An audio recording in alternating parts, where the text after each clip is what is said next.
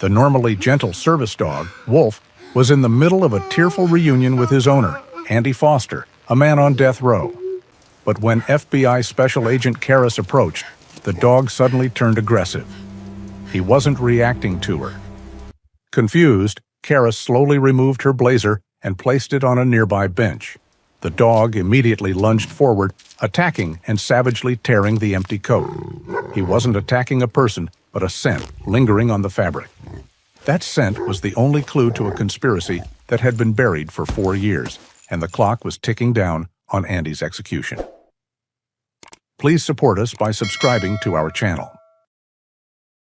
The rain in late November was not a cleansing sound.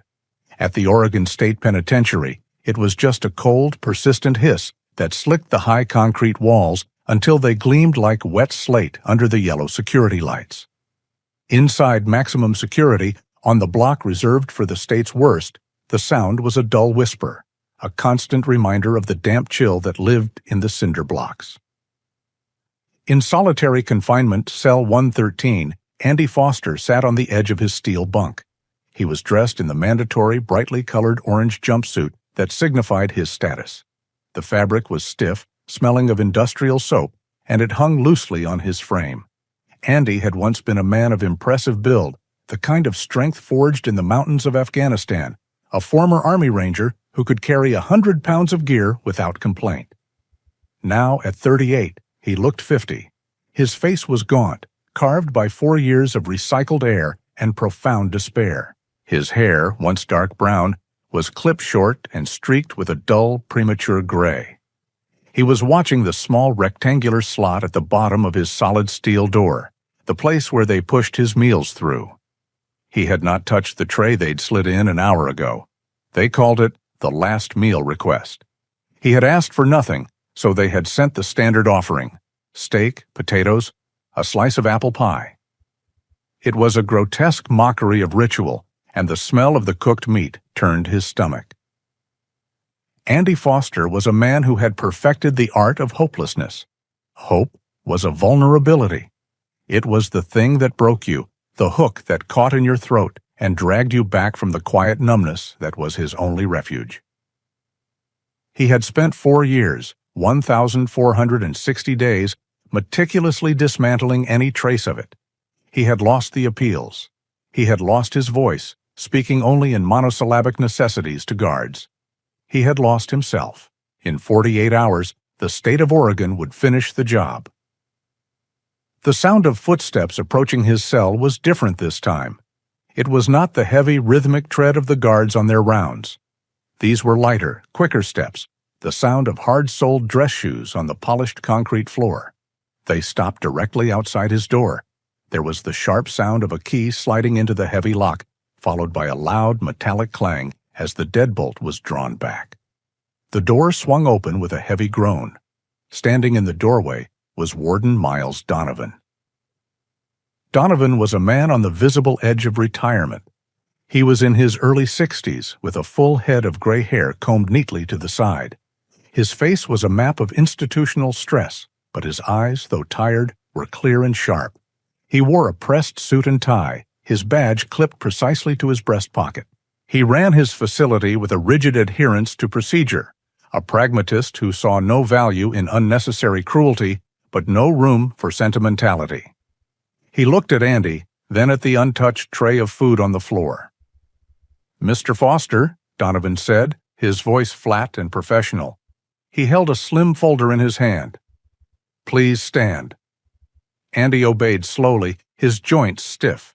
He rose to his feet, his gaze fixed somewhere over the warden's shoulder. "It is 7:00 a.m., November 28th, Donovan recited, looking down at a paper on his clipboard. "As you are aware, your sentence is scheduled to be carried out in 48 hours, at 7:00 a.m. on November 30th. I am here to finalize the procedural requirements." Andy said nothing. The silence in the cell was thick, broken only by the hiss of the rain outside. "The log notes you have refused your requested meal." Andy nodded, a barely perceptible movement. "You have also," Donovan continued, "refused the optional visit from the state chaplain." Another nod. Donovan sighed, a small, almost imperceptible sound of bureaucratic frustration. He made a note on his sheet. He hated this part of the job, not for the morality of it, but for the awkward, pre-scripted theater. Mr. Foster, the state affords you the right to make a final request. This is separate from the meal. It pertains to any personal effects, letters to be delivered, or specific arrangements for your remains. He paused, then added the line he always added. Within the bounds of state law and facility protocol, of course. Do you have any such requests? This was it. The last question. Andy had planned to ignore this one, too. He planned to ride out the last 2 days in the same gray silence he had cultivated for years. He kept his eyes on the wall, but the question lingered in the sterile air. A final request. A memory, sharp and unwelcome, cut through the numbness. It was not a thought, but a feeling, the phantom sensation of rough, warm fur pressed against his hand. The quiet thump, thump, thump of a heavy tail on a wooden floor. The scent of pine needles and clean animal musk. Andy's throat tightened. The numbness cracked. He saw a flash of silver-gray fur, a pair of intelligent amber eyes fixed on him, waiting for a command that never came. Warden Donovan was about to mark none on his clipboard when Andy spoke. His voice was a shock in the small cell. It was rough, dry, like sandpaper on rust. I want to see my dog. Donovan froze, his pen hovering over the paper. He looked up, genuinely surprised. He hadn't heard this man speak more than 2 words in a row since his sentencing. Your dog? His name is Wolf, Andy managed, the words tasting strange and foreign. He's a German shepherd, silver gray, my sister. Rachel Watson. She lives in Silverton. She's been taking care of him. Donovan immediately put his pen away and shook his head. Mr. Foster, I'm afraid that is impossible. You know the protocols. We do not allow any animal contact in this facility, especially not on this block. Security, quarantine, liability? It's just not possible. It is not a reasonable request. The finality in the warden's voice should have sent Andy back into his shell. It should have been the last brick in the wall. But the hope he had suppressed for 4 years had just broken the surface, and it was agonizing. It was a desperate, suffocating need. He wasn't begging, not really. It was simpler than that. It was the last truth he had left. He was my service dog, Andy whispered, looking the warden in the eye for the first time. The intensity of his stare made Donovan pause. For my PTSD, from the Army, he kept me grounded. I need to see him one last time, please. Warden Donovan looked at the man. He saw the orange jumpsuit and the number, but he also saw the ghost of the soldier beneath it, the haunted look he'd seen in his own father's eyes after he came home from Korea in 1953. Donovan was a pragmatist, and the rules were the rules. He could not authorize this. I cannot approve this request, Foster, Donovan said firmly. Andy's face, which had shown a flicker of life, went slack. I do not have the authority. It is a direct violation of penitentiary security protocols. Donovan turned to leave, then stopped in the doorway. He ran a hand over his gray hair. However, he said, turning back slightly, the governor's office. Their legal counsel sometimes reviews specific humanitarian considerations, especially for documented veterans. Andy looked up, confused. I will not lie to you, Donovan said, his voice sharp, devoid of any false comfort. I will file the official request. I will note your service record and the animal's status as a support dog. But I am telling you now, the answer will almost certainly be no. 99 times out of 100, requests like this are denied by a junior staffer before they even read the full name. It's a fantasy. Do you understand me? Andy Foster could barely breathe. He nodded. Do not hope, the warden said again, his voice hard. It's the worst thing you can do to yourself right now. Donovan stepped out. The heavy steel door swung shut. The loud, definitive sound of the deadbolt sliding back into place echoed in the cell. Andy was alone again in the cold, dim light. He sank back onto his bunk, his hands trembling. For 4 years, he had successfully felt nothing. Now, with only 48 hours left, Miles Donovan had just forced him to hope, and it was the cruelest torture of all. The rain that slicked the walls of the state penitentiary in Salem was falling just as hard 30 miles south, turning the fields outside Silverton, Oregon, into a cold, dark marsh.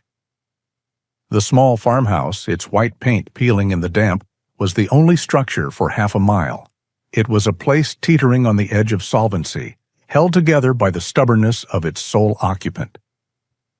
Inside the kitchen, Rachel Watson sat at a worn oak table, her world reduced to the harsh glow of a single overhead bulb. She was 34, but looked older, the kind of exhaustion etched into her features that sleep could not fix. Her dark brown hair, the same color as her brother's, was pulled back in a simple, functional ponytail. She was surrounded by paper, invoices for feed, a past due notice from the electric company, and a thin, terrifyingly polite letter from the bank regarding the farm's mortgage. She had been fighting for 4 years, fighting lawyers, fighting public opinion, fighting a legal system that had sealed her brother's fate from day one. The farm, their parents' legacy, was the price of that fight, and she was losing. A heavy sigh came from the floor beside her. Wolf, her brother's dog, was lying on the worn linoleum. He was a large German shepherd, his coat a striking, beautiful mix of silver and gray, with a noble head and intelligent, watchful eyes. He was 9 years old now, his muzzle frosted with white, his hips a little stiffer in the cold mornings. For 4 years, he had been Rachel's shadow, a living, breathing, grieving ghost of the man she had lost. The dog sensed her anxiety and pushed his head under her hand, a silent offer of comfort. Rachel stroked his wide, soft ear. "I know, boy, I know." At 11:58 p.m., the silence of the farmhouse was shattered. A shrill electronic ring cut through the quiet. Rachel froze. Her hand stopped moving on Wolf's head. The dog lifted his gaze, sensing the sudden spike in her adrenaline. She stared at the old plastic telephone on the wall. No good news ever came at this hour. Not from friends, not from family. She had only been anticipating one call, and her heart began to hammer against her ribs with a sick, heavy dread. This was it. The call from the penitentiary, the one telling her the final procedures, the one asking what to do with his body. The phone rang a second time. Wolf let out a low, uneasy whine. Rachel pushed her chair back, the legs scraping loudly on the floor. She walked to the wall on unsteady legs, her hand trembling as she reached for the receiver. "This is Rachel Watson," she said, her voice small and tight. "Ms. Watson," a formal, dispassionate male voice replied. "This is the office of Warden Miles Donovan at the Oregon State Penitentiary. I am calling regarding your brother, inmate Andrew Foster." Rachel closed her eyes, gripping the receiver so tightly her knuckles turned white. She leaned her forehead against the cool, painted wood of the wall. "Yes," she breathed. I'm here." She braced herself for the words. "Execution, witnesses, protocol, remains." "Your brother, Andrew Foster, made a final request this morning," the man said. Rachel frowned, her dread momentarily eclipsed by confusion. "A request? I thought he wasn't speaking to anyone." "He was not," the man confirmed, "but he made one today. He has requested a visit with his dog, a German shepherd named Wolf." The air left Rachel's lungs in a silent rush. Of all the things she had prepared for, this was not one of them. Not a priest, not a last word with her. He had asked for his dog. The pain of it was sharp, but it was immediately followed by a wave of profound, aching understanding. Of course he had. "This is highly irregular, Ms. Watson," the voice continued. "Penitentiary protocol strictly forbids animal contact.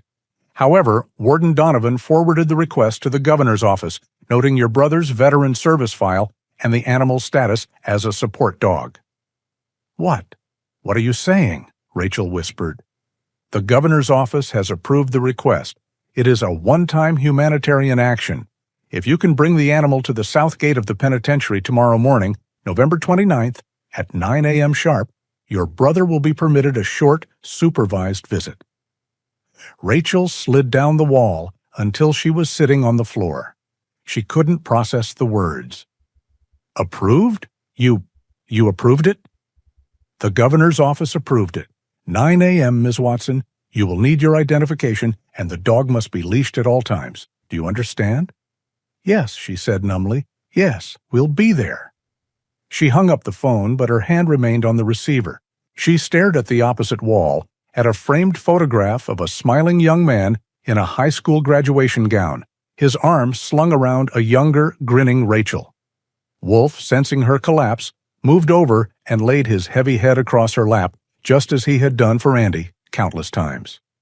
The simple, warm weight of the dog broke through her shock, and the memories she held back every day came flooding in. 4 years since the trial, but 5 since Andy had truly vanished. He had returned from his final tour in Afghanistan in 2020, a decorated hero, but he was not the brother who had left. The man who returned was a polite stranger. He was thin, gaunt, and silent, his eyes haunted, jumping at every sudden sound, his hands visibly shaking when a car backfired down the highway. He would sit in his old room for hours, staring at a wall. Rachel, desperate, had tried everything. VA therapists, support groups. He refused them all. Then, one rainy Saturday, he had agreed to go with her into town, just to get out of the house. He saw a flyer taped to a post office window, a local shelter, overcrowded, holding an adoption event. She had tried to steer him toward the smaller, calmer dogs. But he had stopped in front of a kennel in the back. Inside was a 2-year-old German Shepherd, all silver gray fur and nervous energy. The card on the cage said he'd been found tied to a fence post, abandoned. The shelter staff called him difficult, high energy, and fearful of strangers. Andy just stood there, watching the dog pace. The dog stopped and stared back. It didn't bark or jump, just watched him with an unsettling intelligence. "He's just waiting," Andy had whispered, the first unsolicited words she'd heard him speak in a month. Like me. They adopted him against the shelter's advice. They named him Wolf. The first few months were hard, but the dog, sensing a kindred, damaged spirit, focused entirely on Andy. Rachel would never forget the night it happened. It was the 4th of July, and some neighbors were setting off illegal fireworks. The sounds were sharp, whistling cracks that echoed off the hills, too much like gunfire. Rachel ran into the living room to find Andy crammed into a corner, hyperventilating, his eyes wide and unseeing, his hands clamped over his ears. "They're in the wire, Rach. They're in the wire," he was muttering, his body trembling violently. He was gone, lost in a firefight half a world away. Rachel panicked, her own voice shaky. "Andy! Andy, you're home. You're safe." But he couldn't hear her. Wolf, who had not yet received a single hour of professional training, moved. He didn't bark. He walked directly to Andy and shoved his body between Andy and the corner of the wall, breaking his visual fix. Then he pushed his wet nose insistently against Andy's trembling hand, licking his skin until Andy's fingers unclenched. Finally, Wolf climbed partially into his lap, laying his full 90-pound weight across Andy's chest, a form of deep pressure therapy. Rachel watched in amazement as, slowly, her brother's breathing hitched, then steadied. His focus shifted from the dark corner to the dog on his chest. His hand, no longer clenched, found the dog's thick fur. I'm okay," Andy had whispered, his voice catching. He brought me back." After that, they were inseparable. Wolf learned to sense the panic attacks before they even started, intervening with a nudge or a whine. He was the anchor that kept Andy Foster tethered to the world. Until the night Nathan Goodman was killed and the police came to the farm. Now, in the cold kitchen, Rachel pulled herself to her feet. The exhaustion was gone, replaced by a cold, grim determination. This wasn't hope. Hope was a luxury she couldn't afford. This was a duty, a terrible, final duty. She looked down at the old dog, who was watching her with an almost human understanding. "Okay, Wolf," she whispered, her voice breaking on his name. "We're going to see Andy." 200 miles north, in the sterile gray-carpeted offices of the FBI's Portland field office, the rain was just an annoying tap against the sealed, double-paned windows. Special Agent Lena Karras sat at her desk, a stark island of organized efficiency in the quiet hum of the open-plan office. She was 36, with dark hair pulled into a severe, practical knot at the base of her neck. She wore a simple navy pantsuit, the unofficial uniform of a woman who had no time for distractions. Her desk was immaculate, holding only her keyboard, her monitor, and a single framed photograph. Karras was not a standard field agent. She didn't kick down doors or run informants. She was assigned to a specialized multi-agency Department of Justice task force. Her job was to audit justice. She reviewed closed capital cases, death penalty convictions that had been flagged for potential civil rights violations. She looked for rushed investigations, withheld evidence, and the kind of systemic corruption that allowed the state to make an irreversible mistake. Her monitor was split into two windows. On the left was the official case file, State Bisu Foster, Andrew. On the right was the long, desperate, and surprisingly detailed complaint history filed by the defendant's sister, Rachel Watson, alleging misconduct by the Marion County Sheriff's Department. Karras had read hundreds of such files. They were almost always tragic, filled with the desperate denials of grieving families. But this one felt different. She looked at the conviction summary.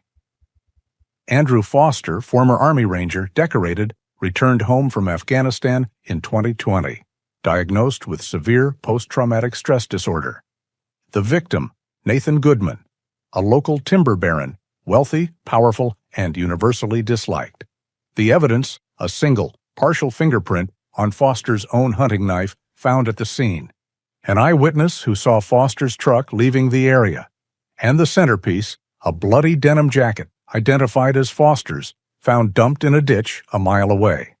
The motive, a disputed land easement. Goodman was trying to seize part of the Foster family farm. It was too neat. It was the kind of open and shut case that Karras had learned to distrust. A local hero turned pariah, a wealthy victim, and a sheriff's department eager to close the books. It was the perfect recipe for a gamed system. Karras leaned back, her gaze drifting to the lone photograph on her desk. It was an old military portrait, dated 1973. A young man, barely 20, stared back at her with a cocky, defiant smile, his dark hair a little too long for his crisp uniform. Her father. He had come back from Vietnam a different man, long before PTSD was a common term. He was a ghost at his own dinner table, a man who saw threats in shadows and betrayals in the nightly news. He, too, had been dismissed by the world as damaged goods. Lena had spent her entire childhood navigating his silent emotional minefields. She looked back at the screen. Andy Foster, PTSD, a convenient scapegoat. This case wasn't just a file. It felt personal. It was the kind of injustice her father always swore was lurking just beneath the surface. She closed the file. The execution was in less than 48 hours. If she was going to find anything, she had to move. She grabbed her credentials and her coat. She wasn't going to the prison, not yet. She was going to the one place that never lied, the evidence locker. An hour later, Karras was standing in the climate-controlled chill of the Marion County Evidence Warehouse. The air smelled of dust, old paper, and the faint, sweet odor of decay. A bored-looking clerk, a man in a polo shirt named Davies, pushed a logbook toward her. "Gonna need you to sign for access, ma'am. Federal or not, county rules." Karras signed the book. Case 734B, State versus Foster. I need to inspect item 4A, one denim jacket. Davies sighed, annoyed by the paperwork. That case is closed, archived 4 years ago. It's an active DOJ review, Karras said, her voice flat and cold. Please get the item. Muttering, the clerk disappeared into the high-ceilinged shelves. He returned a few minutes later, wheeling a cart. On it was a large, semi-transparent plastic bag, sealed with thick yellow evidence tape dated 2021. Inside, she could see a dark blue garment. "Here you go," Davies said. "You can look at it. Can't take it without a court order." "I don't need to take it," Karis said, pulling a pair of nitrile gloves from her pocket. "I need to inspect it. Please open the seal." The clerk looked horrified. "Break the seal? Ma'am, I can't do that. That's chain of custody. It's a capital case." "It's a federal review, and I am documenting my inspection," Karis said, holding up her badge. "You can note in your log that I ordered it. Now, please." With a dramatic sigh, Davies took a utility knife and sliced through the thick plastic. The sharp snap of the plastic breaking echoed slightly in the quiet room. The moment the bag opened, the air changed. A powerful smell billowed out, a mix of rot and mold from the dried blood, but something else too, something sharp, chemical, and deeply unpleasant. It was a smell that didn't belong. Karis recognized it instantly, a petroleum-based industrial solvent, the kind used for cleaning heavy machinery or stripping grease from firearms. It was strong, far too strong to be a trace. The clerk recoiled. "Whoa, that's ripe." Karis ignored him. She carefully pulled the stiff, dark jacket from the bag. It was heavy, rigid with the dried, blackened stains. She held it up under the harsh, fluorescent lights. She looked at the blood. Then she looked at the collar. It was pristine. There was no ring of dirt, no sweat stain. Oh, no sign of the natural oils from a human neck. She ran a gloved finger along the inside. She turned to the cuffs. The same. The denim was not frayed. The seams were clean, apart from the bloodstains. Karis thought about her father's old jackets from the garage, the ones he wore to work on his truck. They were stained with grease, softened by wear, marked by the life of the man who wore them. This jacket had not been worn. It had been used. It was a prop. "This man, Foster," Karis said, her voice quiet. "Was he homeless?" Davies shrugged. "Nah, lived on some farm with his sister. Why?" "Because," Karis said, holding the jacket up, "this jacket has never been worn by a farmer, or by anyone, for very long." She placed the stiff garment back on the table. The chemical smell clung to the air, and she realized it was now clinging to her.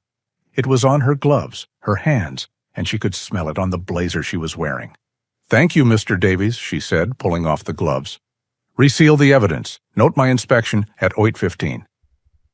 "That's it?" the clerk asked, confused. "That's it." Karis walked out of the warehouse into the cold November morning. The rain had stopped, but the air was heavy and gray. She got into her dark sedan and sat for a moment, the pieces clicking into place. A vet with PTSD, a powerful victim, a compromised sheriff, and a key piece of evidence that was an obvious amateurish fake. She looked at her watch. 08:30. She was scheduled to be back in Portland for a briefing. Instead, she put the car in gear and turned south, merging onto the interstate. She pressed the accelerator, and the car picked up speed, heading toward the concrete walls of the Oregon State Penitentiary. She had to see Andy Foster. She had to look the man in the eye, and she had to do it now. The drive to Salem was the longest 90 minutes of Rachel Watson's life. The rain was relentless, a solid gray sheet that the truck's old wipers could barely manage, their rhythmic slap, slap, slap, counting out a beat of grim finality. Wolf sat in the passenger seat, panting quietly. He was too intelligent an animal not to feel the tension. He wasn't going to the park. He wasn't going to the feed store. He could feel the cold, electric dread radiating from Rachel, and he whined softly, pushing his nose against her arm as she drove. "It's okay, boy," she whispered, her voice thick. "We're going to see Andy." The name made his ears perk. He gave a short, questioning "rough," and looked at her, his amber eyes bright with a hope that she found unbearable. The south gate of the Oregon State Penitentiary was not designed for visitors. It was a functional, intimidating slab of gray concrete and steel, designed for supply trucks and prisoner transport. Rachel pulled her old Ford pickup to the call box, her hand trembling as she pressed the button. A crackle of static preceded a curt, metallic voice. "State your business." I'm Rachel Watson. I'm here I have an appointment from the governor's office for inmate Foster." There was a long pause, filled only by the hiss of the rain and the idling of her truck. A loud, grinding buzz sounded, and the first chain-link gate, topped with coils of razor wire, slowly rolled open. She drove into what felt like a cage, and the gate slid shut behind her with a heavy, definitive clang. 2 correctional officers in black rain gear approached, their faces grim. One held a clipboard, the other kept his hand near his belt. "Ma'am, please turn off the vehicle." She complied. The sudden silence was heavy. "You're Rachel Watson? ID, please." She handed him her license. He checked his clipboard. "And this is the animal?" he asked, shining a flashlight into the cab at Wolf. Wolf, unnerved by the stranger and the light, let out a low, warning growl. "Wolf, quiet," Rachel said. "He's nervous. He's a trained service dog. He's not aggressive." The guard looked unconvinced. "Right. Well, here's the procedure. You and the animal will be escorted to a secure exercise yard. You will keep him leashed at all times. Inmate Foster will be brought to you. This visit is limited to 15 minutes. Do you understand?" "Yes," she said, her throat dry. 15 minutes. "Out of the truck, please. Leash him up." Rachel and Wolf stepped out into the pouring rain. The yard was a sterile, desolate place. It was a high-walled enclosure of concrete, topped with more fencing that angled inward. There was no grass, only wet cement, marked with painted lines for games that were never played here. It was cold, and the smell of industrial cleaner and wet concrete was sharp in the air. 2 more guards waited on the far side, standing by a solid steel door. Rachel was led to the center of the yard, the rain already soaking her hair and jacket. Wolf stayed close to her leg, his body language communicating pure anxiety. He looked up at the high walls, his tail tucked. One of the guards spoke into his radio. "Escort is in the yard. Send the inmate." Rachel's heart felt like it was going to beat its way out of her chest. She scanned the yard, her eyes landing on the steel door. There was a loud mechanical thud as a bolt was thrown. The door screeched open. Andy Foster stepped out. He was wearing the bright, almost fluorescent orange jumpsuit. The color was a visceral shock against the gray, lifeless backdrop. He was so thin. Thinner than she had even realized through the visiting glass. His face was pale, his eyes hollowed out, and his movements were stiff as he was flanked by 2 more guards. He kept his gaze on the ground. Rachel made a small, strangled sound. At her side, Wolf froze. His entire body went rigid. He lifted his head, his nose testing the rain-filled air. He looked past Rachel, his eyes locking onto the small group of men walking across the yard. He saw the orange figure. A single, sharp bark of pure recognition tore from Wolf's chest. Andy's head snapped up. His eyes, dull and lifeless a second before, widened in disbelief. "Wolf?" he whispered. The dog lunged. He hit the end of the leash with such force that it was ripped from Rachel's hand. "Wolf, no!" she cried. But it was too late. The guards tensed, one reaching for his belt, but the dog was not attacking. He was a silver-gray streak across the wet concrete. In 3 seconds, he covered the 50 feet separating them. Andy didn't even have time to brace himself. The dog leaped, not to harm, but to connect.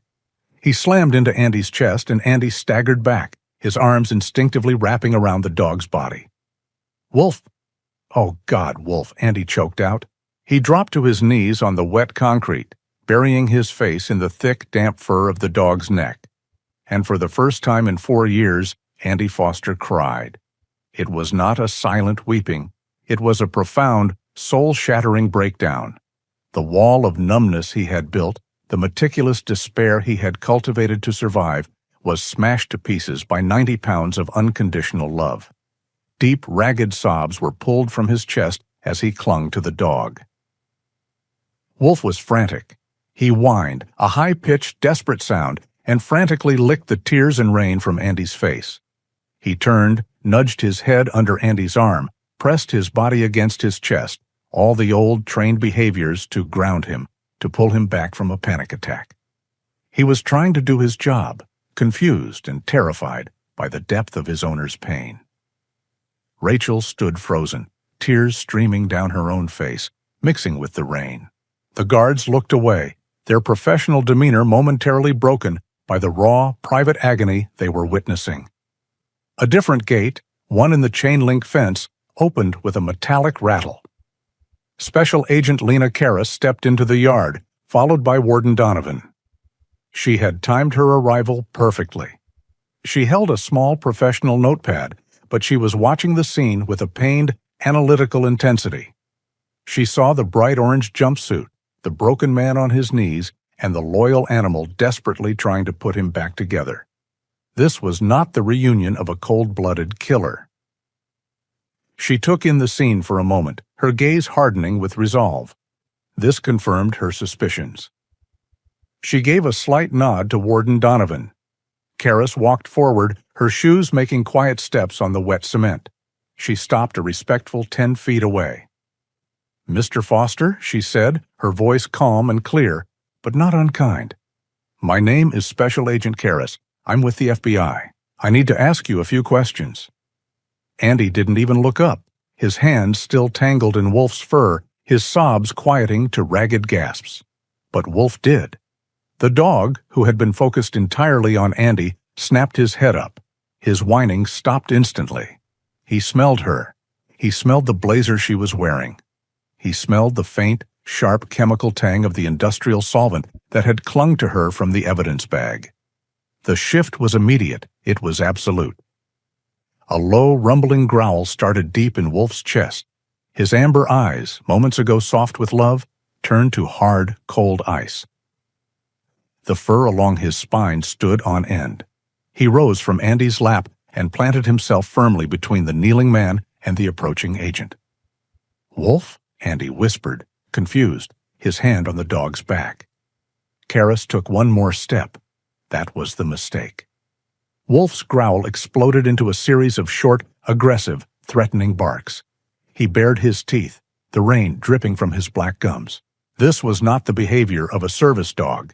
This was the protective aggression of an animal facing a direct and recognized threat. "Wolf, no!" Rachel yelled, running forward. "Down! What are you doing?" The dog ignored her. He ignored Andy's hand on his back. His entire body was rigid, trembling with a violent, focused rage, his eyes locked only on Karras. Karras froze, her hand slightly raised. She was not afraid. She was processing. The dog was not reacting to her as a stranger. It was reacting to her as an enemy. The guards in the yard now had their hands firmly on their belts, their casual posture gone. The yard, which moments before had been a pocket of profound, heartbreaking reunion, was now a cold, tense standoff. The yard was suddenly electric with tension. Wolf's deep, guttural growl echoed off the wet concrete. The guards flanking Andy instinctively moved their hands to their belts. "Ma'am, step back, now!" one of them commanded, his voice sharp. "Wolf, no!" Rachel cried, pulling hard on the leash. The dog didn't budge, his muscles locked, his entire focus a pinpoint of hatred aimed at Karras. But Lena Karras didn't move like a person who felt threatened. She moved like an analyst who had just been given a new piece of data. She held her hands up slowly, palms out. "It's all right," she said, her voice calm and steady, projecting past the dog to the guards. "He's not reacting to me. He's reacting to something on me." Andy, still on his knees, looked up, confused. His hand was on Wolf's trembling back. "What? I don't understand. He's never done this. He's a service animal?" "Exactly," Karras said. She kept her eyes on the dog. "He's not being aggressive. He's being protective. He's reacting to a trigger." She locked eyes with Andy. "Mr. Foster, I was at the Marion County Evidence Warehouse this morning. I handled the evidence from your case. I think he's smelling my coat." Without breaking eye contact, Karras methodically, slowly, began to unbutton her navy blue blazer. The rain was cold, and it immediately started to soak her white shirt, but she didn't seem to notice. The guards watched her, confused. "Ma'am?" "It's a test," Karras said. She slipped the blazer off her shoulders.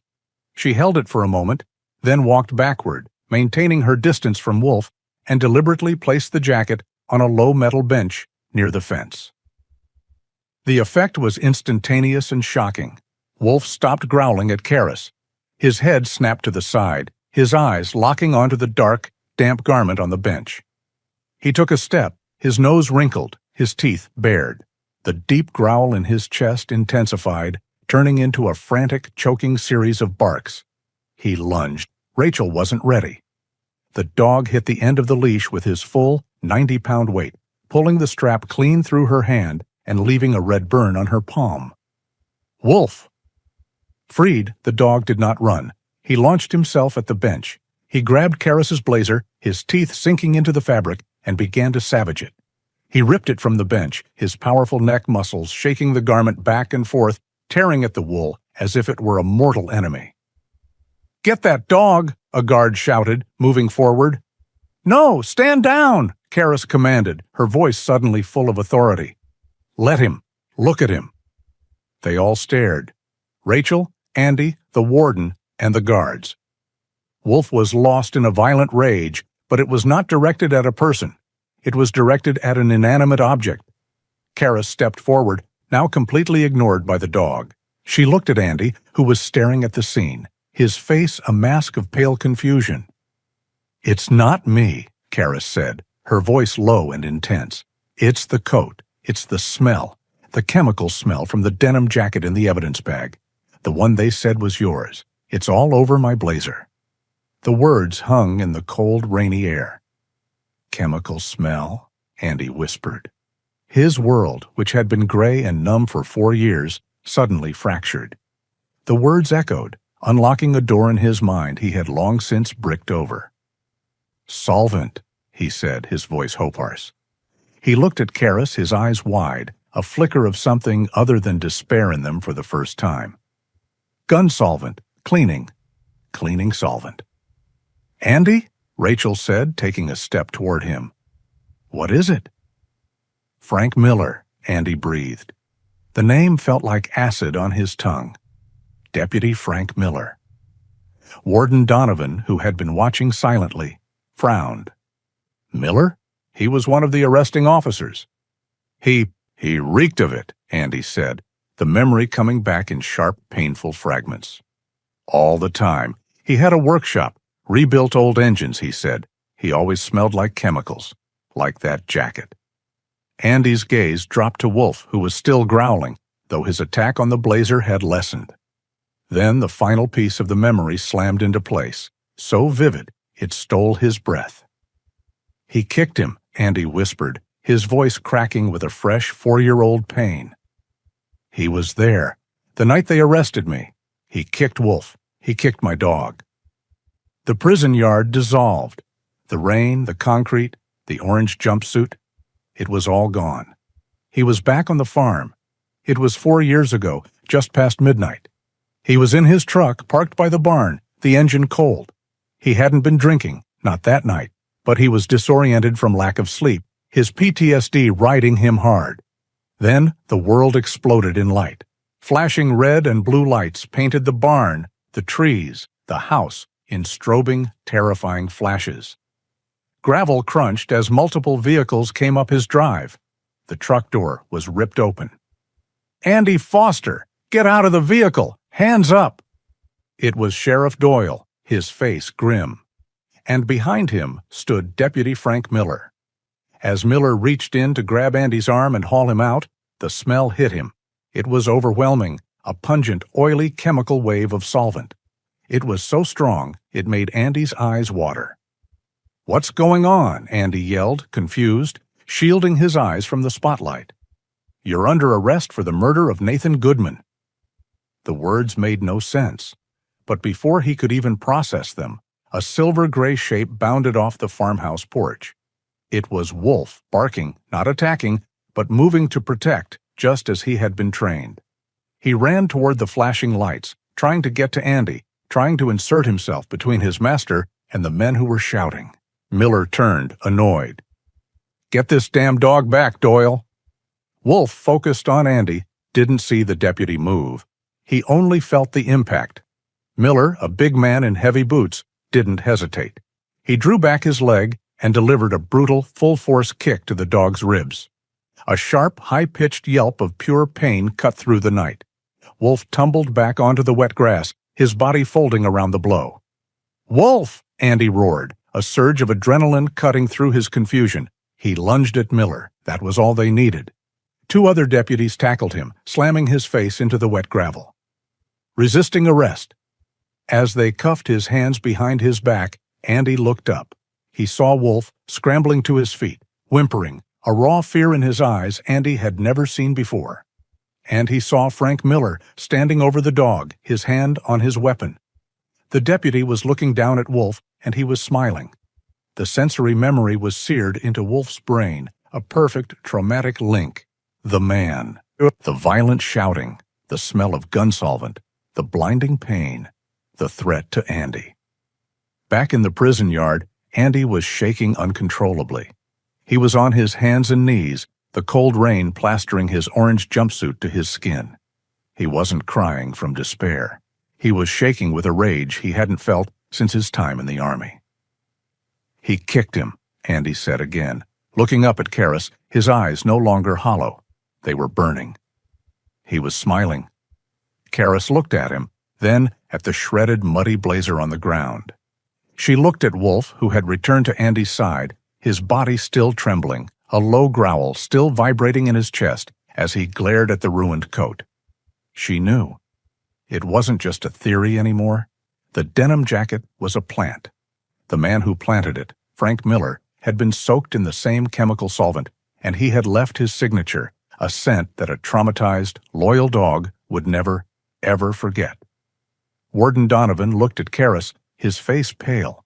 "Agent Karras," he said, his voice quiet, "I think you need to use my office." "Visit is over," one of the guards said, his voice hard, trying to re-establish control after the chaos. "Inmate, on your feet?" The sound of his voice shattered the bubble of memory. Andy was still on his knees, his hands on Wolf, who was still growling low in his chest, his gaze fixed on the muddy, shredded blazer. Rachel was standing nearby, her hand over her mouth, her face pale with a mixture of terror and a new, agonizing emotion. Hope. "Just a minute," Warden Donovan said, holding up a hand. He looked at Karras. "Agent, this yard is now compromised. You need my office." "Thank you, Warden," Karras said. She looked at Rachel. "Ms. Watson, your brother's visit is finished. You need to take his dog and go home." "But what does this mean?" Rachel asked, her voice trembling as she regripped Wolf's leash. "You saw him. The smell?" Karras walked close to her, lowering her voice. "It means I have a lead, but right now, this is just a dog reacting to a coat. I have less than 40 hours to make it mean something legal. Go home. Lock your doors. Do not talk to the local police. Do not talk to anyone. Am I clear?" Rachel looked from Karras's steel-hard eyes to her brother, who was being helped to his feet by a guard. She nodded, mute. "Andy!" she cried out. Andy turned. The guards were holding his arms. His face was no longer numb. It was alive with a desperate, frantic energy. "Take care of him, Rach," he yelled, his voice cracking. "Take care of my boy." "I will," she sobbed. Wolf, seeing Andy being pulled away, lunged again, his barks frantic and sharp. "Andy!" Rachel had to brace herself, using all her weight to hold the powerful dog back. "Wolf, no! Come on, boy!" The steel door clanged shut, and Andy was gone. "This way, Agent," Donovan said, gesturing toward the gate Karras had entered. Karras gave Rachel one last look. "Go." Rachel was left alone in the concrete yard, the rain cold on her skin, clinging to a 90-pound animal that was vibrating with adrenaline and grief, the only living proof of her brother's innocence. Lena Karras did not walk. She ran. She and Donovan moved quickly through the labyrinthine corridors of the prison, the sound of their heels echoing in the institutional silence. When they reached his office, Donovan shut the door. "What do you need?" he asked. "I need that jacket. I need a sample from it now, and I need the fastest lab in the state." Donovan shook his head. "That's Marion County evidence. I can't release it to you." I don't need you to release it. I need you to call the Marion County clerk and tell him I am coming back, and I am taking a 1 centimeter square sample from that jacket cuff under federal authority. He can complain later. Karis was already dialing her own office in Portland. She got her section chief. This is Karis. I need the Quantico lab on standby. No, I don't have time for Quantico. Get me the head of the Portland crime lab. I don't care that it's county. Get me Dr. Chen. Tell him I am invoking the DOJ task force priority. I have a sample from a capital case. Execution pending in 39 hours. I want a full gas chromatography mass spectrometry run. I want every chemical on that fabric identified by 3 o'clock. She hung up and looked at Donovan, who was already on his own phone, arguing with the evidence clerk. Thank you, Warden, she said, cutting him off. I have to go. What will you do? He asked. Drive, she said. Faster than I'm supposed to. The drive from Salem back to the Marion County warehouse was a blur of rain and flashing wipers.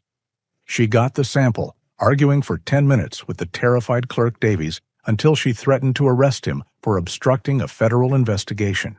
She snipped a small square of the stained denim cuff, bagged it herself, and was back in her car. The next leg from Marion County to the Portland FBI field office was 90 miles. The rain beat a frantic rhythm on the windshield, a perfect match for the hammering in her chest. She was fighting the clock. She was fighting a system that had already decided. She thought of her father, of his quiet, simmering anger at a world that had betrayed him. She felt that same anger now, cold and pure. She arrived at the Portland lab just before 1 p.m. Dr. Marcus Chen, a small, precise man with thinning hair and an immaculate white lab coat, was waiting for her. He did not look happy. Agent Karis, he said, skipping any pleasantries. You realize you just bumped a federal racketeering case off this machine? This is a man's life, Doctor, Karis said, handing him the sealed evidence bag. The execution is tomorrow morning. I need to know what that solvent is. Chen looked at the sample. It's saturated. The smell is potent. His name is Frank Miller, a deputy with the Marion County Sheriff's Department, Karis said, thinking aloud. I don't care about the name, Chen said. I care about the compound. He took the bag. This will take a few hours. GCMS isn't magic. It's science. It takes time. How much time? 3 hours, maybe 4. Don't call me. I'll call you. Karis went to her office. She couldn't sit. She paced. She drank 3 cups of bitter, burnt coffee. She stared at the picture of her father. She stared at the clock. 2 p.m., 3 p.m., 4 p.m. At 4:17 p.m., her desk phone rang, the sound so sharp it made her jump. She snatched it up. Karis? It's Chen. You're lucky I'm good. What is it? It's not one solvent. It's a cocktail. But the primary component, the one causing the smell, it's specific. Very specific. It's a specialized, high-grade rifle cleaning solvent, used for copper fouling in high-precision barrels. Karis felt her breath catch. Rare? Extremely, Chen said. This isn't stuff you buy at a hardware store. This is professional gunsmith, or military grade. We ran it against the commercial database. I've only seen it twice, once from a military arms locker and once from a custom ammo manufacturer. This was it. The key. The dog hadn't been wrong. Thank you, Doctor, Karis said, her voice tight. Send me the report, encrypted. Now. She hung up and immediately dialed the Oregon State Penitentiary. The line clicked and a secretary answered. Get me Warden Donovan. This is Agent Karis. It's an emergency. She was on hold for 30 seconds. That felt like an hour. Donovan, his voice was strained. I have it, Karis said, her words clipped and fast. It's confirmed. The lab report is on its way to my inbox. The solvent on the jacket is a rare, military-grade rifle cleaner. It is not motor oil. It is not common. It is a specific chemical compound, and the man Andy Foster identified is the link. The evidence is fabricated. There was a heavy silence on the other end. Warden? Agent Karis, Donovan said, his voice heavy. A lab report from you is not a legal order. My hands are tied. The execution proceeds at 7 a.m. Then get the governor's legal counsel on the line, Karras said, her voice rising. You tell him what I just told you. You tell him that if he lets this execution proceed, I will be on the steps of the courthouse at 7:01 a.m. with a federal affidavit, a chemical analysis, and a press conference that will end his political career and charge his office with complicity in a state-sanctioned murder. You tell him that right now. She hung up. In his office, Warden Miles Donovan stared at the phone. He had never heard anything like it. He took off his glasses, rubbed the bridge of his nose, and picked up his private line. He was patched through to the governor's chief legal counsel, a man named Mark Jennings. Mark, Donovan said, skipping the pleasantries, we have a problem with the Foster execution. Miles, don't tell me that. The press is already camped out.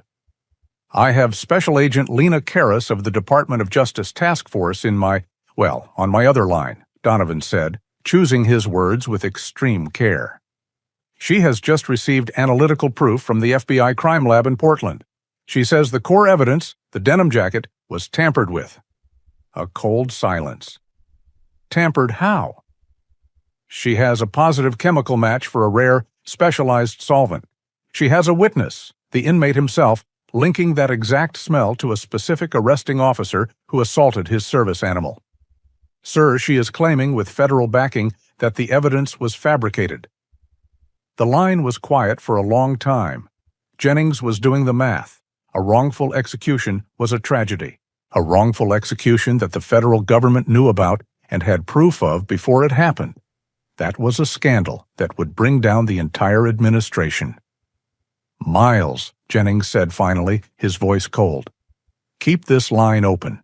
Do not speak to anyone. Donovan waited. He heard the muffled sound of Jennings speaking to someone else.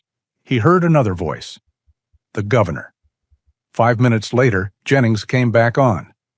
By order of the governor, he said, his voice formal and void of emotion, a 24-hour stay of execution is granted for inmate Andrew Foster, pending an emergency review of new evidence presented by the Department of Justice.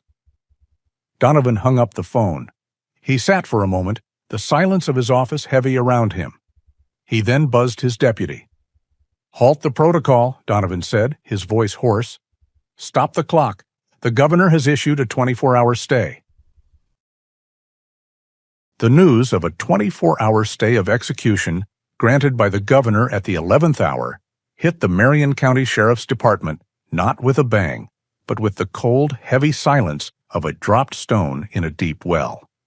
In his office, a room paneled with dark, polished wood and decorated with plaques and photographs of himself with local politicians, Sheriff Declan Doyle placed his telephone receiver very gently back into its cradle. Doyle was a man in his late 50s who looked more like a successful small-town mayor than a law enforcement officer. He had a full head of silver hair, a neatly trimmed mustache, and a politician's easy smile. He wore a crisp, tailored uniform, but his real armor was the air of folksy, unassailable authority he had cultivated for 2 decades. Right now, that armor was showing a crack. He had just gotten off the phone with the district attorney, who had been apoplectic, shouting about federal overreach and last-minute theatrics. Doyle, however, understood the situation with a cold, terrifying clarity. This wasn't a lawyer's trick. This was the FBI. And the FBI did not move this fast or this hard on a whim. He pressed the intercom on his desk. Miller, my office, now. Deputy Frank Miller entered a moment later, his large frame filling the doorway. Miller was a man of blunt force, but he was not stupid. He knew what the stay meant, and he was visibly sweating. The chemical smell of solvent, a permanent aura around him, seemed to turn sour with his fear. Sheriff? Miller said, his voice a low rumble of anxiety. Doyle didn't look up. He was busy straightening a stack of papers on his desk. The Foster execution has been stayed. 24 hours. Miller's face went pale. What? How? Who? A federal agent, Doyle said, his voice dangerously quiet. A woman. She was at the prison. She was at the evidence locker. and she was at the prison when the sister brought that animal. Miller's hand twitched. The dog? What does the dog have to— I don't care, Doyle snapped, finally looking up.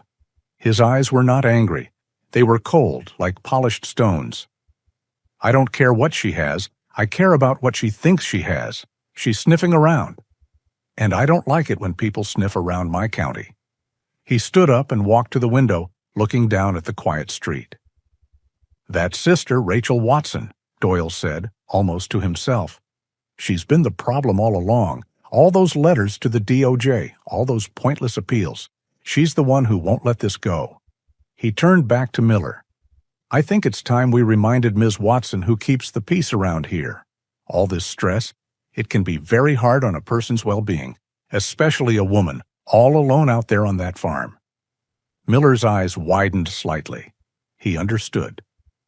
You want me to— No, Doyle said sharply. You will go nowhere. You're a loose end, Frank. You will sit at your desk. I want you to send Calloway. He's young, dumb, and follows orders. Just a welfare check, a friendly visit. Make sure she's safe. The threat was unspoken but perfectly clear. Yes, Sheriff, right away. Miller left the office, his footsteps heavy. Doyle watched him go, his face impassive. The 24-hour clock had started, and he had just made his first move. Rachel and Wolf made it back to the farm just as the last of the gray afternoon light faded. Both of them were soaked to the bone from the prison yard, the truck's heater barely making a dent in the cold. Wolf was a wire of pure, thrumming anxiety. He had been ripped away from Andy, and he didn't understand. He paced the kitchen, whining, his claws clicking on the linoleum. He would go to the front door, sniff, then run to the back, as if expecting Andy to appear. Rachel was in a different kind of hell. She sat at the kitchen table, the same spot where she had received the call, her wet jacket still on. The prison had given her something she hadn't had in 4 years. Hope, and it was excruciating. It was a physical sickness, a tight burning coil in her stomach. What if Karis found nothing? What if the 24 hours just ran out? The thought was so terrifying that she gasped, her hands clenched into fists. It was then that the headlights swept across the kitchen windows. A vehicle was coming up their long gravel drive. Wolf stopped pacing. He ran to the front window, and a furious, deep-throated series of barks erupted from his chest. This was not a friendly sound. This was a territorial alarm. Rachel's heart leaped into her throat. She ran to the window and peered out. It was a Marion County Sheriff's patrol car. Oh no, she whispered. A deputy she didn't recognize, young and broad-shouldered, got out of the car. He adjusted his belt and strolled to the porch, his flashlight beam playing over the front door. A loud, heavy pounding on the door echoed through the small house. Rachel Watson! Wolf was losing his mind, lunging at the door, trying to get to the threat. Wolf, quiet, hush! Rachel yelled, her voice shaking. She dragged the dog back by his collar. She opened the door just a few inches, her body blocking the opening. The deputy shined his light in her face. "Ma'am, Rachel Watson?" he asked, his voice overly polite. He had a thick neck and a blank, placid face. This was Deputy Calloway. "Yes? What do you want?" "Just doing a welfare check, ma'am," Calloway said, his gaze drifting past her into the house. "We heard there was some excitement in Salem today regarding your brother, Sheriff Doyle. He just wanted to make sure everything's all right out here. You being all alone and all must be an awful lot of stress on you." The threat was as clear as if he'd shouted it. He was telling her they were watching. He was telling her she was alone. "I'm fine, Deputy," Rachel said, her voice trembling but cold. "You can go. You can." "All right then," he said with a small, unpleasant smile. He lingered for a moment, his eyes scanning the property. "You have a good night, ma'am. Stay safe." He walked slowly back to his car, got in, and sat there for a full minute, his headlights flooding the house, before finally backing up and driving away. The moment the taillights disappeared, Rachel slammed the door and locked the deadbolt. Her back slid down the wood until she was sitting on the floor, hyperventilating. This wasn't a check. This was a warning. Doyle was scared. She fumbled in her wet jacket pocket and found the small business card Karis had pressed into her hand before she left the prison. She scrambled for her phone, her fingers barely able to dial the number. In Portland, Karis was in her office, her desk lit by a single lamp, surrounded by monitors. Her phone buzzed. It was the private number. Karis? Agent Karis? This is Rachel Watson. They were just here. Rachel's voice was a high, terrified whisper. A deputy. He came to my house. He threatened me. Karis sat bolt upright. What did he say, Rachel? Tell me exactly. Rachel repeated the conversation, her voice shaking. He said, Sheriff Doyle wanted to make sure I was safe out here, all alone. Karis's blood ran cold. Lock your doors, Rachel. Do you have a weapon? My father's old rifle, in the closet. Get it. Keep it nearby. They won't come back tonight. They've made their move. What does it mean? It means Doyle is scared, Karis said, her voice hard as steel. He's scared and he's sloppy. He just proved it. She hung up and immediately dialed the cell phone of a federal judge. Your Honor, this is Agent Karis. I apologize for the hour. I have a credible active threat against a material witness in a DOJ capital case review. The threat was delivered by the Marion County Sheriff's Department. I need an exigent circumstances warrant for the full financial records of Deputy Frank Miller. Yes, sir. Immediately. She got the warrant. For the next 6 hours, Karis worked. She ran the warrant through the Financial Crimes Enforcement Network, pulling every bank record, every loan application, every credit card statement tied to Frank Miller for the last 5 years. The hours ticked by. 10 p.m., midnight, 2 a.m. Back on the farm, Rachel was lost in a storm of her own fear. The house was too quiet. The clock on the wall was too loud. Every creak of the old farmhouse made her jump. The hope that had flared up in the prison yard was now a roaring fire of terror. The 24-hour clock was not a lifeline. It was a countdown. She began to spiral, her breathing becoming shallow, her vision tunneling. She was having a full-blown panic attack, her hands shaking so badly she couldn't hold a cup of water. Wolf, who had been lying by the door, got up. He had been watching her. He felt the change in her, the sharp, acidic scent of her panic. He walked over, and as Rachel sat shaking at the table, he pushed his cold, wet nose under her trembling hand. She didn't respond. He whined, a low, soft sound. Then he nudged her arm, harder this time. When she still didn't move, he did what he was trained to do. He pushed his way into her space, put his 2 front paws on her lap, and laid his heavy head and body across her chest. The sudden, warm, 90-pound weight was a physical shock. It broke the feedback loop in her brain. Rachel gasped, a ragged, desperate intake of air. Her hands, which had been clenched, instinctively found his fur. She buried her face in the thick, coarse hair of his neck. "Oh, Wolf," she whispered, her voice breaking. "What am I going to do? What am I going to do, boy?" He just stayed there, a solid, living, breathing anchor. He licked the tears from her cheek. He was the guardian. He had protected Andy, and now he was protecting her. He held her together as the clock ticked toward dawn. At 3:17 a.m. in Portland, an encrypted email hit Agent Karis's inbox. It was the financial report. She scrolled through pages of data, salary deposits, truck payments, and then she saw it. Dated November 2021, 1 week after Andy Foster's conviction. A single transaction. Cash deposit, branch. $50,000. Karis leaned back, a cold, thin smile on her face. "Got you," she whispered to the empty office. The rain had softened to a cold, persistent drizzle by 4:30 a.m. Darkness still clung to the quiet residential street on the outskirts of Salem where Deputy Frank Miller lived. His house was a simple, single-story ranch, its lawn cluttered with defunct project cars covered in tarps. Lena Karis did not come alone. She was backed by two other agents from the Portland field office, their dark sedans parked silently at the curb, cutting off any retreat. This was not an inquiry. This was the collection of a witness. Karis, wearing her dark blazer, walked up the cracked concrete path and delivered a loud, authoritative pounding on the front door. Lights flashed on inside. They heard the sound of heavy footsteps, then the rattling of a chain.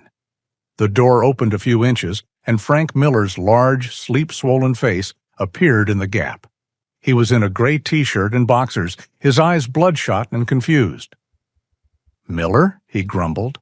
"What the hell is this?" Karis held up her badge to the weak porch light. "Special Agent Lena Karis, FBI. We need to talk, Deputy Miller. May we come in?" The blood drained from Miller's face. He knew who she was. The entire department knew she was the reason for the stay of execution. He looked past her, saw the other two agents, and his panicked gaze confirmed everything she needed to know. He was a cornered man. He opened the door. The house smelled stale, with the ever-present sharp tang of gun solvent and old coffee. "My kitchen," he muttered, pulling on a pair of jeans he grabbed from the floor. Karis followed him in. The other agents remained at the door, silent and imposing. The kitchen was small, cluttered with dirty dishes. Miller collapsed into a chair at the small dinette table, his large hands trembling.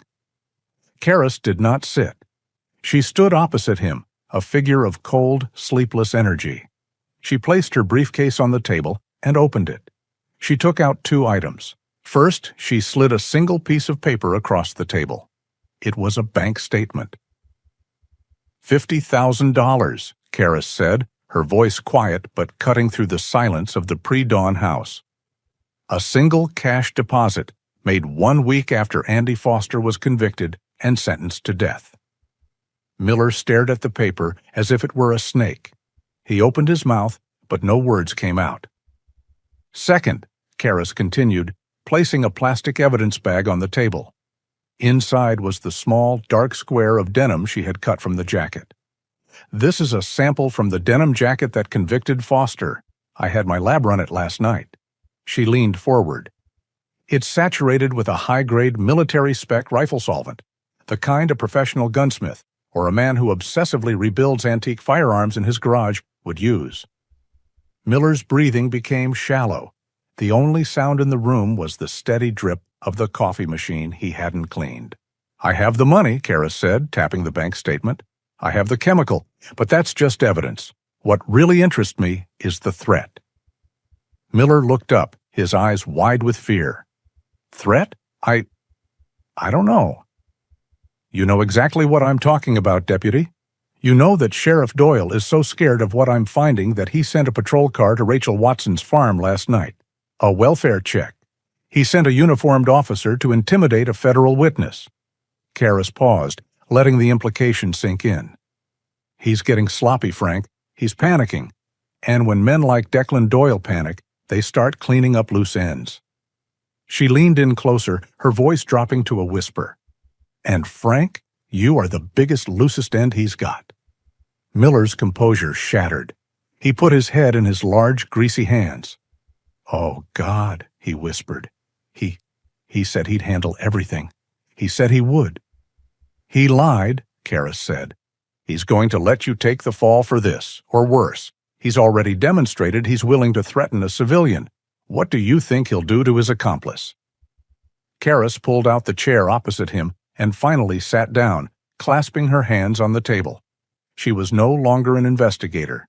She was a negotiator. "So, here are your options, Frank, and you have about 5 minutes to decide, because the sun is coming up, and I am ending this today. Option A, you stay silent, you stick with Doyle. I will arrest you right now as an accessory to capital murder. I will tie the solvent to you, I will tie the $50,000 to you, and I will tie the intimidation of Rachel Watson to you.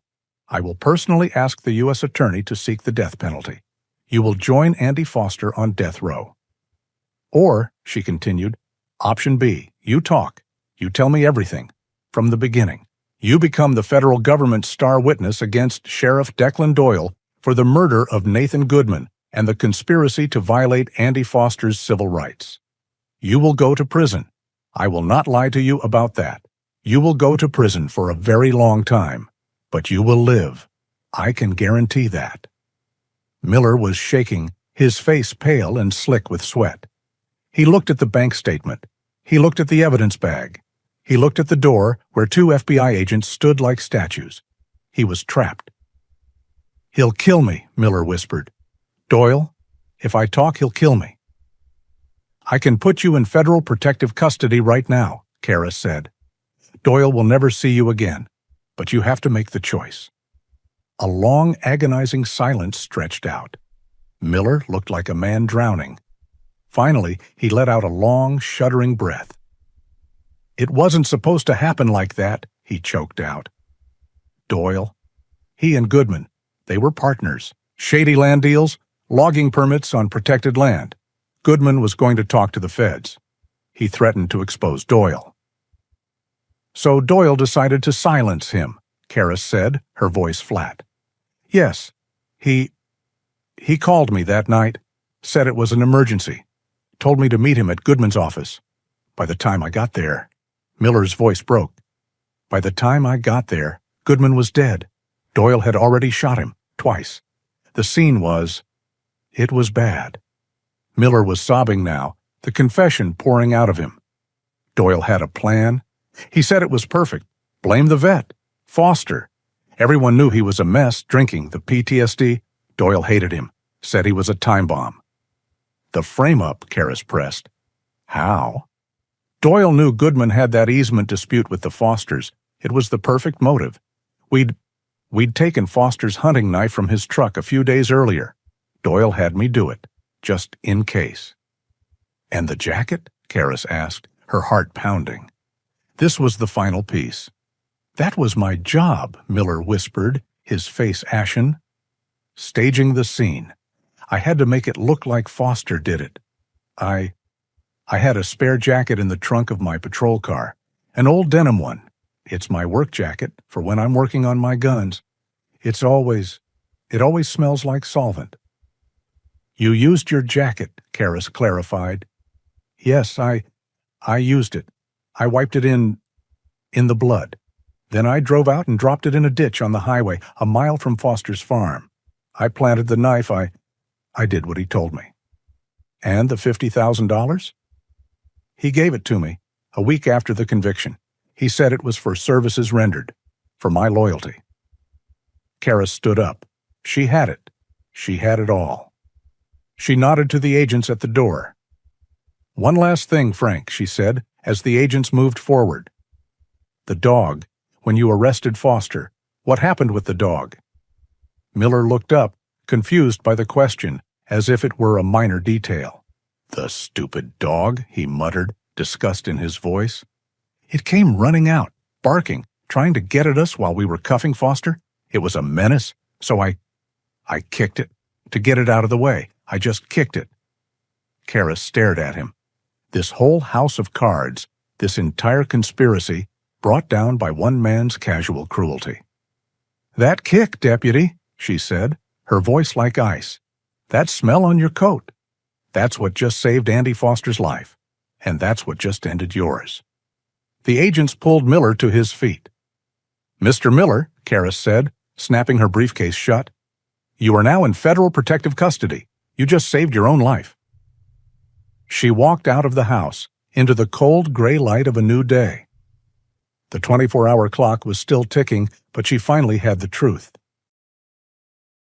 The first weak light of dawn was just beginning to cut through the rain-soaked darkness as Agent Lena Karras, running on pure, uncut adrenaline and 4 cups of coffee, pulled up to the Oregon State Police headquarters in Salem.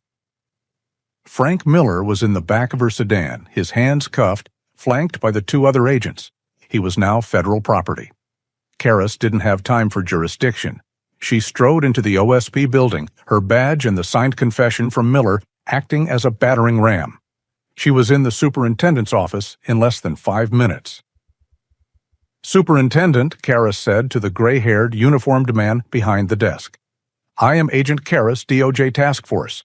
I have a signed confession from Marion County Deputy Frank Miller admitting to the fabrication of evidence and conspiracy to frame Andy Foster. He has also implicated Sheriff Declan Doyle in the murder of Nathan Goodman. The OSP superintendent, a man named Cole, steepled his fingers, his face grim. He had read the overnight alerts about the governor's stay. "That's a hell of an accusation, Agent." "It's a confession," Karras countered. "And I have the forensic report from the FBI lab backing it. The execution stay expires at 7 a.m. tomorrow. I don't have time to be polite. I am going to the Marion County Sheriff's Department to arrest Declan Doyle. I am asking for an OSP escort to ensure the transfer is peaceful. Or we can do it the hard way." Cole looked at the confession, then at Karras. He saw the iron in her eyes. He picked up his phone. "Get me 4 troopers, front entrance, now."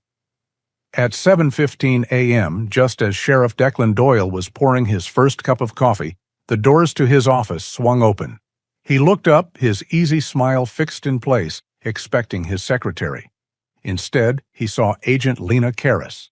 Flanking her, standing tall and imposing in their dark blue uniforms and campaign hats, were 4 Oregon State Police troopers. Doyle's smile faltered. His hand instinctively moved toward the pot. "Sheriff Doyle," Karras said, her voice echoing in the quiet office. "Agent Karras," Doyle said, trying to regain his folksy authority. "This is highly unusual. You're interrupting my—" "Declan Doyle," Karras said, cutting him off. "You are under arrest for the murder of Nathan Goodman, conspiracy to commit murder, fabrication of evidence, and the violation of Andy Foster's civil rights." The coffee cup slipped from Doyle's hand and shattered on the floor, the dark liquid spreading across the polished wood. He stared at her, his face a mask of disbelief. "You're insane," he sputtered. "Frank Miller sends his regards," Karras said. "He gave a full confession." The color drained from Doyle's face. He looked at the OSP troopers, who stood like statues, their hands on their belts. He looked at Karras. He had built his kingdom for 20 years, and it had crumbled in less than 24 hours. "Turn around," one of the troopers commanded. "Hands behind your back." By 10 a.m., the Marion County Circuit Courthouse was in chaos. The 24-hour stay of execution, coupled with the arrest of the county sheriff by the FBI and state police, had sent a shockwave through the state's legal system. An emergency hearing was convened, not in a grand ballroom, but in a small, secure courtroom. The presiding judge was Chief Circuit Judge Maria Alvarez, a sharp, no-nonsense woman who was known to fear no one. The room was packed with lawyers. Karras sat at the prosecution table alongside a stern-looking assistant U.S. attorney. Frank Miller, in a yellow jumpsuit and bulletproof vest, was brought in under heavy guard, looking pale and broken. "This court is in session," Judge Alvarez announced, her voice sharp. "I have reviewed the preliminary motion from the U.S. Attorney's Office. This is an emergency hearing to review the conviction of Mr. Andrew Foster. I will hear the new evidence now." The U.S. Attorney stood. "Your Honor, the state's original conviction rested on 3 pieces of evidence: a knife, an eyewitness, and a denim jacket. We are here today to prove that the jacket was a fabrication and the entire case was a conspiracy led by Sheriff Declan Doyle." For the next hour, he laid it out. He presented Dr. Chen's forensic report identifying the rare solvent on the jacket. He presented the bank statements showing Miller's $50,000 deposit. He presented the official report of the welfare check on Rachel Watson as proof of ongoing intimidation. "And finally, Your Honor," the attorney said, "we call Deputy Frank Miller." Miller was sworn in. In a low, weeping, often incoherent voice, he confessed to everything. He told the court how Doyle had killed Goodman. He told them how they chose Andy as the scapegoat. "And the jacket?" the attorney pressed. "It was mine," Miller choked out. "From my trunk. It always smelled like the solvent I use for my guns." Karras watched, her face impassive, but her heart was hammering. This was it. When Miller was finished, a heavy, sick silence filled the courtroom. Judge Alvarez looked at the evidence. She looked at the weeping deputy. She looked at the original trial prosecutor, who sat in the gallery, his face as white as paper. She looked up, her face a mask of cold fury. "In my 30 years on this bench," she said, her voice shaking with controlled rage, "I have never seen such a grotesque and profound failure of justice. This was not a mistake. This was a criminal act perpetrated by those sworn to protect." She picked up her gavel. "Based on the overwhelming and conclusive evidence of actual innocence, prosecutorial misconduct, and systemic corruption, this court finds that the conviction of Andrew Foster was secured by fraud. The verdict of guilty is hereby vacated. The sentence is nullified. I am ordering the immediate and unconditional release of Mr. Andrew Foster." She brought the gavel down, and the sharp, definitive rap of the wood echoed through the courtroom like a gunshot. Warden Miles Donovan received the electronically signed court order at 1:52 p.m. He read it twice. He had seen stays. He had seen commutations. He had never in his 30-year career seen an immediate unconditional release from death row. He didn't delegate the task. He walked out of his office, the signed release order in one hand and a simple, folded set of civilian clothes in the other, clothes that had been sitting in Andy's property box for 4 years. He walked the long, green corridors to the solitary confinement block. The guards buzzed him through. Andy Foster was not in his cell. He was in the small adjacent interview cell where he had been moved after the 24-hour stay. He was pacing. He hadn't slept. He was a wreck, vibrating with the agony of hope and the terror of the clock. He had no idea what was happening. He only knew that the visit had been a disaster and that his 24 hours were ticking away. He heard the footsteps. He heard the jangle of keys. The heavy door clicked and a bolt was thrown. Andy froze, bracing himself. Was this it? Were they taking him? Was the stay over? The door swung open. It was Warden Donovan. Andy stared at him, his body rigid, waiting for the verdict. Donovan said nothing. He walked over to the steel bunk.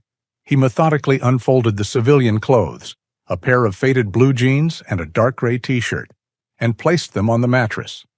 Then he placed the single sheet of paper, the court order, on top of the clothes. Andy looked at the items. He looked at Donovan. He didn't understand. This was not part of the protocol. "Warden?"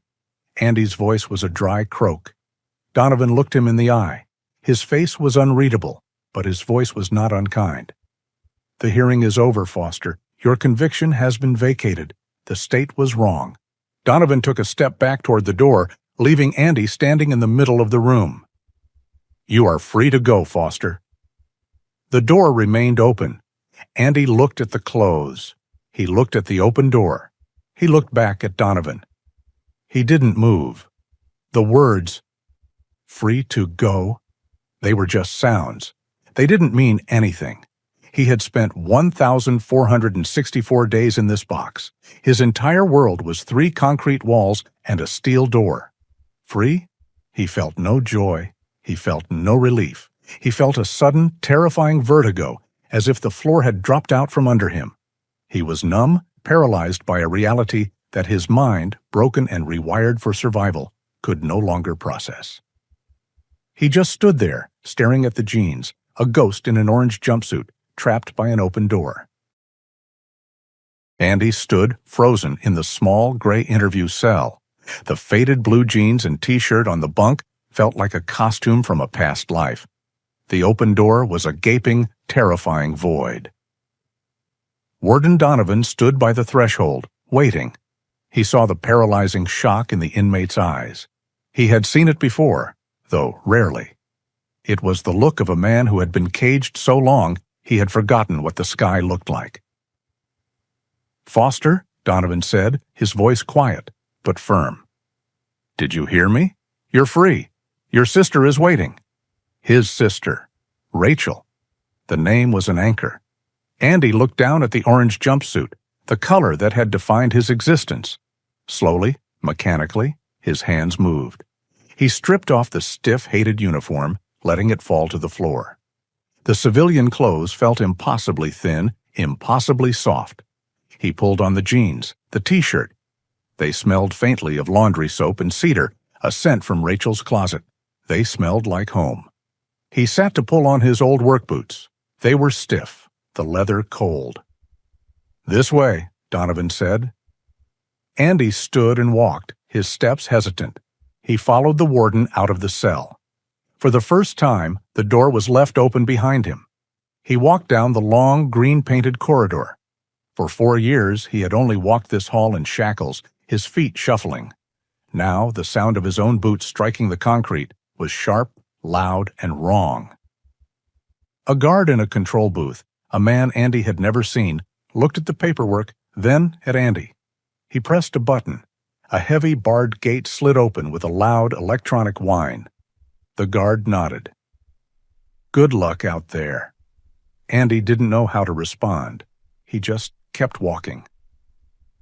Donovan led him through the processing area, the same room where they had stripped him, deloused him, and handed him his orange uniform 4 years ago. A clerk, not looking up, handed him a large manila envelope. "Sign here." Andy signed.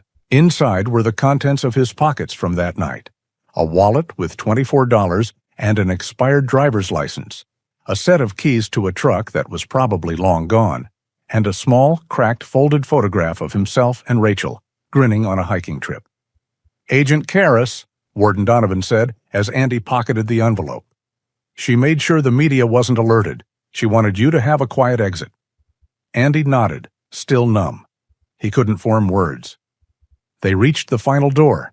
It was solid steel, painted gray. It was not a gate. It was the last wall between the inside and the outside. A guard nodded to Donovan, then inserted a key. A heavy mechanical clunk sounded as the deadbolts were thrown. The guard pulled the door open. A gust of wind hit Andy in the face. It was cold. It was real. It smelled of wet pavement and snow. Andy stopped, breathing it in. It was the first truly fresh air he had tasted in 1,464 days. It was so clean it almost made him cough. "Go on, Foster," Donovan said, stepping aside. Andy took a step, then another. He was outside. He stood on the concrete walkway under a vast gray open sky. It was late afternoon, but the world was muted, hushed. A light, delicate snow was falling, the flakes melting the moment they touched the dark, wet ground. The summary was wrong. The scene wasn't quiet. It was profoundly silent.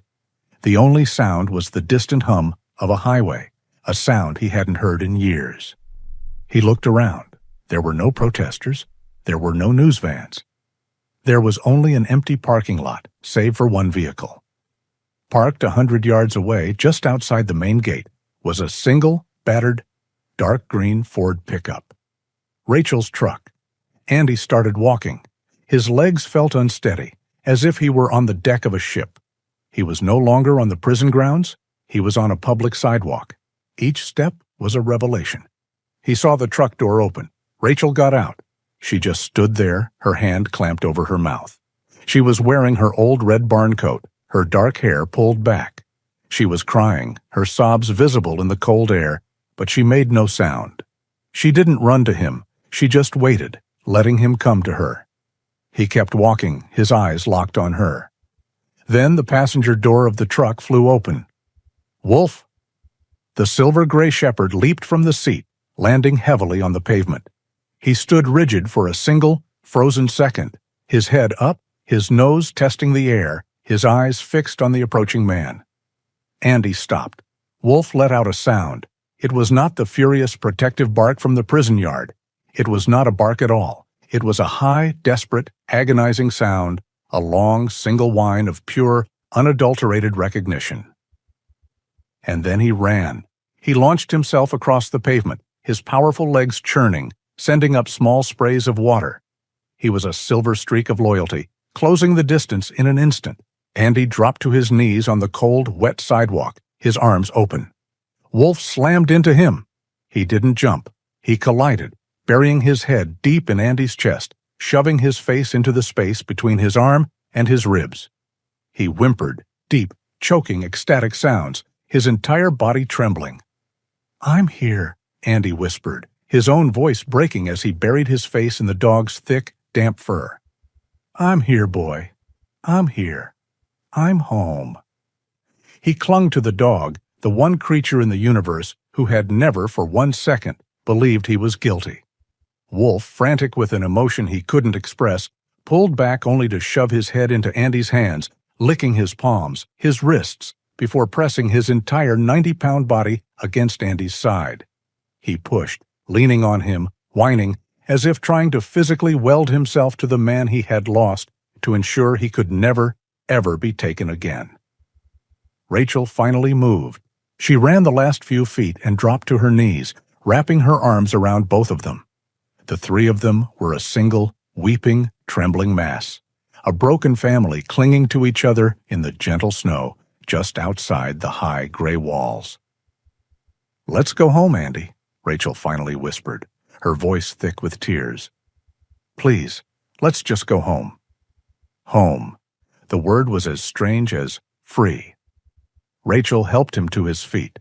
Wolf did not leave his side, his body pressed firmly against Andy's leg, his tail sweeping in low, slow, powerful arcs. Andy looked at the passenger door, but Wolf was already scrambling over the center console, settling on the worn bench seat. His spot. Andy slid in. In the middle. Rachel got in the driver's side and slammed the old, heavy door. The cab was warm and smelled of her, of Wolf, and of coffee. It smelled real. She turned the key. The old engine turned over with a comforting, familiar rumble, and the hiss of the windshield wipers started their steady rhythm. Andy sat compressed between the two living, breathing beings he loved most in the world. He felt Rachel's small, calloused hand find his on the seat. He gripped it, his fingers locking with hers. His other hand, almost of its own accord, found the thick, soft fur on Wolf's head. The dog immediately leaned his heavy head into Andy's lap, his eyes closing in a sigh of absolute, exhausted contentment. Rachel put the truck in gear and pulled away from the curb. Andy looked out the side window. He watched the high walls, the concrete towers, the coils of razor wire get smaller until Rachel made a turn and they disappeared from view completely. He looked forward, through the windshield, at the rain and the melting snow on the highway. He saw the dark green pines of the Oregon landscape, the gray sky, the other cars. It was too much. It was overwhelming. He wasn't fixed. He wasn't okay. He was a ghost, but he was a ghost holding his sister's hand, with his dog in his lap. He closed his eyes, leaning his head back, feeling the vibration of the road. The journey ahead was long, a lifetime of healing. But for the first time in 4 years, Andy Foster was truly, finally, on his way home.